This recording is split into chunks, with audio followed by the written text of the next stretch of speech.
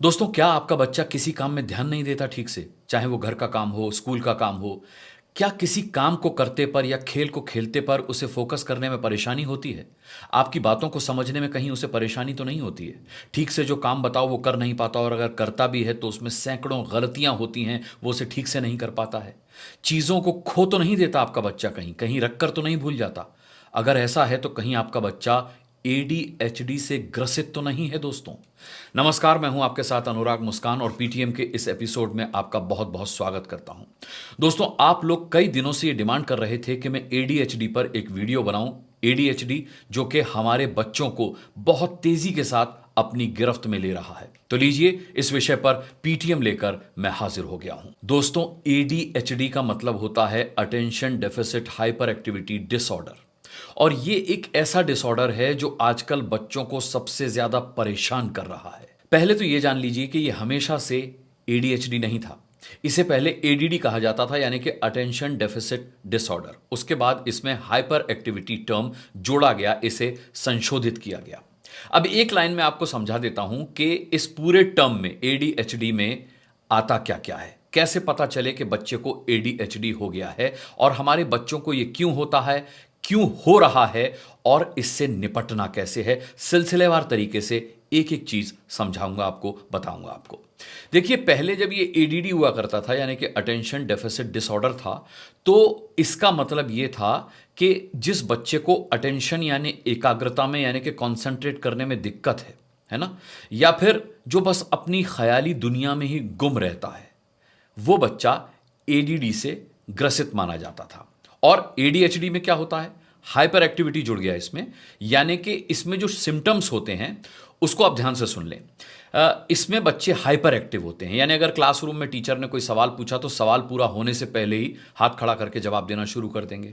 लगातार ऐसे बच्चे दूसरों को इंटरप्ट करते हैं, डिस्टर्ब करते हैं, यानी कि ये बच्चे विचलित से होते हैं।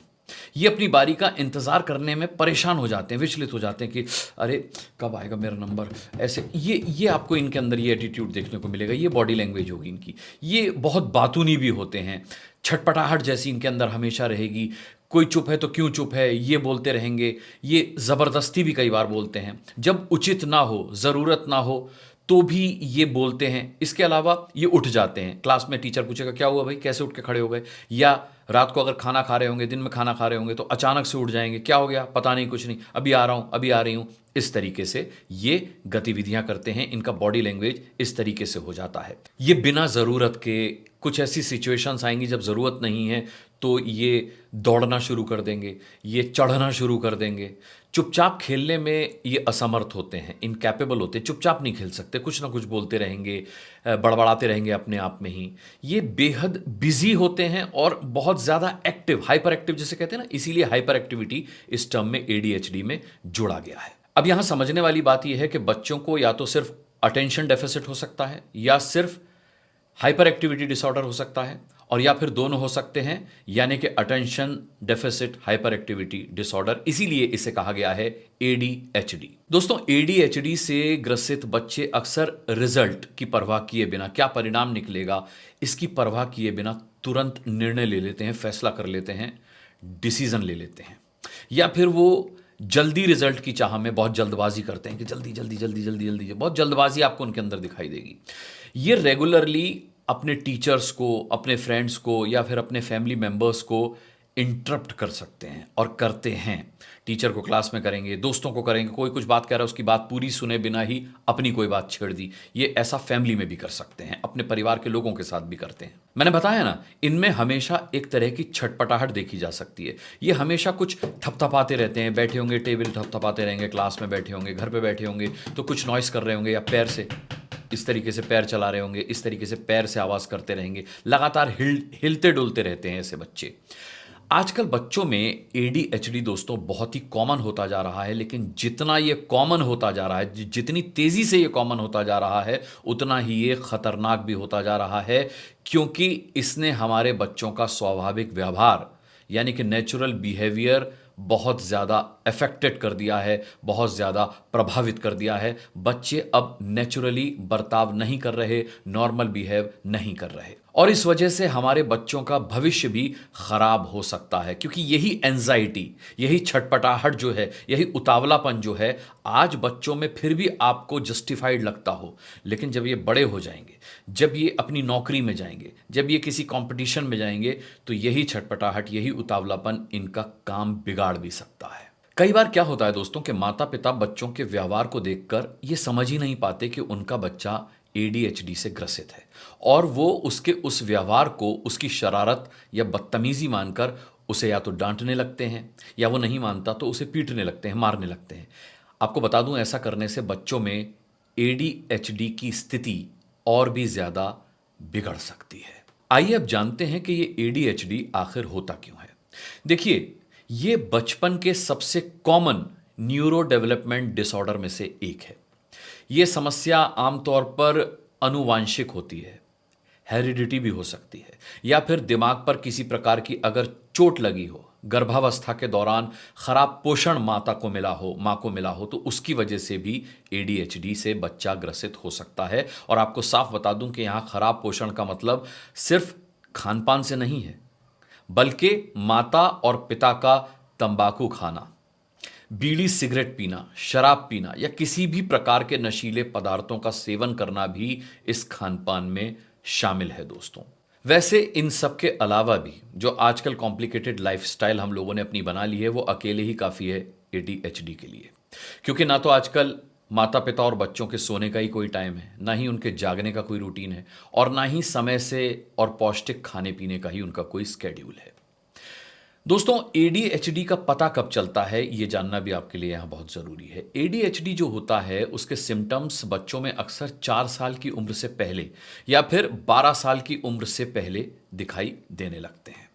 हालांकि आजकल बच्चे जिस तरीके से शरारती हो रहे हैं, या जिस तरीके से बच्चे बदतमीजी दे रहे हैं, बड़ा माइन्यूट सा डिफरेंस है एडीएचडी के सिम्टम्स में और बच्चों के बर्ताव में। अगर वो नॉर्मल है, कुछ बच्चे शरारती होते हैं, एडीएचडी के सिम्टम्स जो होते हैं वो आपको हर बच्चे में मिलेंगे, लेकिन ये ज़रूरी नहीं है कि हर बच्चा एडीएचडी से ग्रसित हो। ये सबसे बड़ा कंफ्यूजन होता है कि माता पिता को पता ही नहीं चल पाता कि उनका बच्चा नॉर्मल है या फिर एडीएचडी से ग्रसित है। लेकिन फिर भी ये सिम्टम्स अगर बच्चे में बहुत रेगुलर बेसिस पर देखने को मिलें, तो आपको अपने डॉक्टर की सलाह लेनी चाहिए। हालांकि दोस्तों, एडीएचडी बच्चों का डिसऑर्डर माना जाता है और ये हमेशा बचपन के दौरान ही शुरू होता है। फिर भी ये हो सकता है कि इसे किसी की यंग एज तक या अडल्ट होने तक पहचाना ना जा सके। न्यूरोलॉजिक कॉन्फ्लिक्ट बच्चों के अडल्ट होने के पहले तक जारी रहता है, और लगभग आधे लोगों में उसके बाद भी व्यवहार संबंधी लक्षण दिखाई दे सकते हैं, यानी कि यंग एज के बाद या उनके अडल्ट होने के बाद भी इसके लक्षण दिखाई दे सकते हैं। अक्सर इसी वजह से अडल्ट्स में आप देखिए मूड स्विंग्स की बहुत मेजर प्रॉब्लम होती है। वैसे तो मूड स्विंग नॉर्मल चीज़ है, लेकिन अगर ये अबनॉर्मलिटी के स्तर तक है तो फिर ये बहुत ज़्यादा चिंता की बात है। अक्सर लोग रिएक्ट या तो नहीं करते अपने रिलेशंस में, अपने साथ के लोगों के साथ, या ओवर रिएक्ट करते हैं, और इस वजह से वो अपने संबंधों को कायम नहीं रख पाते। ये अडल्ट्स में एडीएचडी का एक बहुत बड़ा सिम्टम है, एक बहुत बड़ी पहचान है दोस्तों।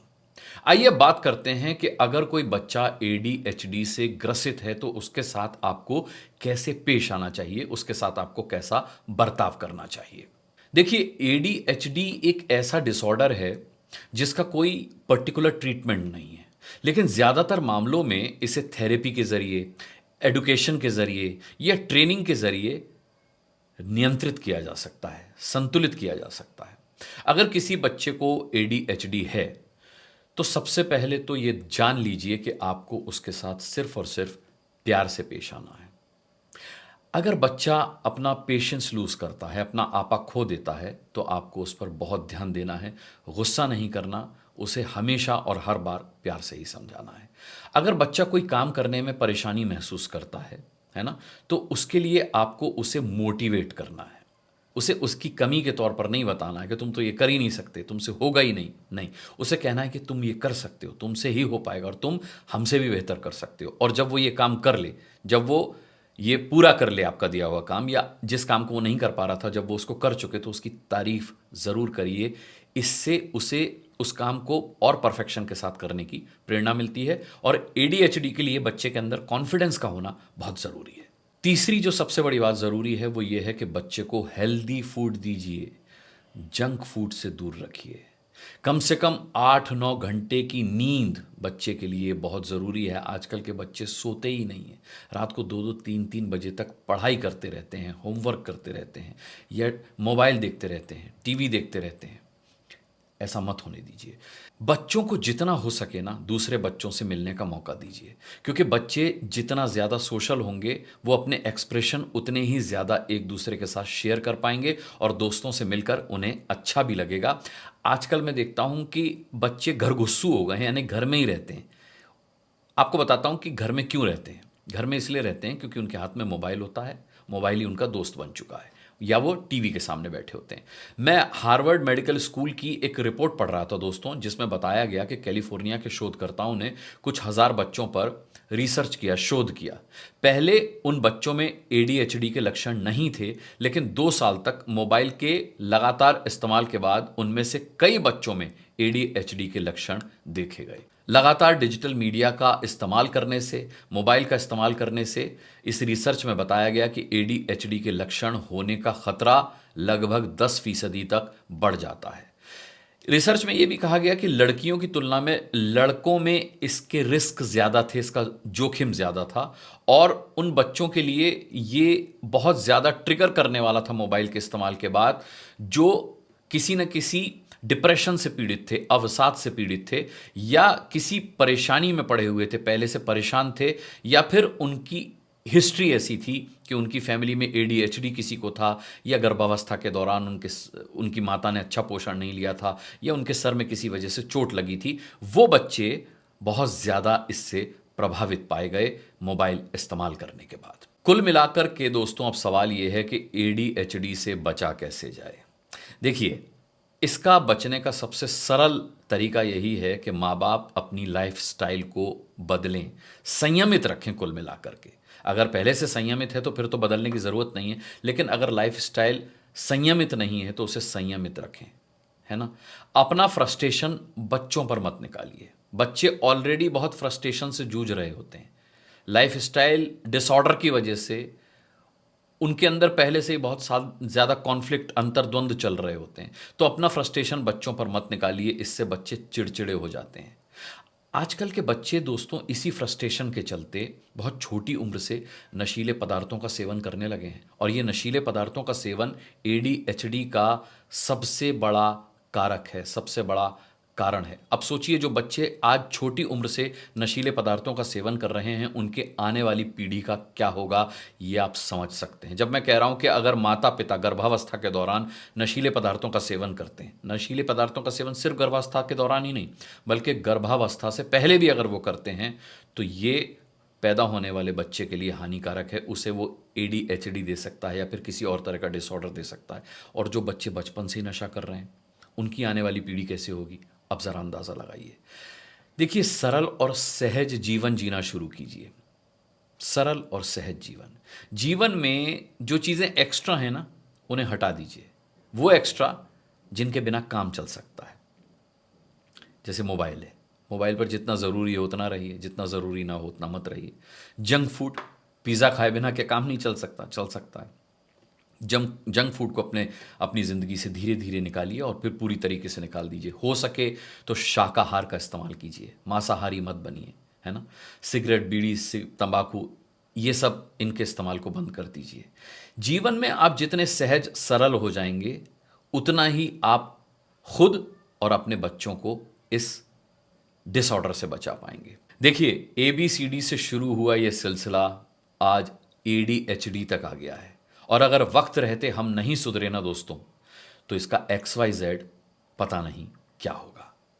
मुझे ज़रूरी लगा कि PTM में ये मुद्दा डिस्कस करूं, इस पर चर्चा करूं। आप लोगों की भी डिमांड थी। हालांकि कोई भी डिसऑर्डर हो, चाहे वो ऑटिज्म हो या फिर वो ADHD हो, एक एपिसोड में या कुछ मिनटों की चर्चा में उसको लेकर किसी नतीजे पर नहीं पहुंचा जा सकता। लिहाजा मैं इस पर बात करने के लिए आगे भी हाजिर होता रहूंगा। लेकिन तब तक इस चर्चा को अगर आप सकारात्मक मानते हैं, तो इस चर्चा में डिस्कस किए गए बिंदुओं पर, पॉइंट्स पर अमल करके आप अपना और अपने बच्चों का बेहतर भविष्य सुनिश्चित कर सकते हैं। ये एपिसोड आपको पीटीएम का कैसा लगा कमेंट करके ज़रूर बताइएगा। इसे ज़्यादा से ज़्यादा शेयर ज़रूर कीजिएगा दोस्तों। ये ज़रूरतमंद माता पिता तक पहुंचना बहुत ज़रूरी है। पीटीएम में बच्चों से जुड़ा अगला मुद्दा लेकर बहुत जल्द हाजिर हो जाऊंगा। तब तक के लिए अपना बहुत बहुत ख्याल रखिएगा। मुझे इजाज़त दीजिए। नमस्कार।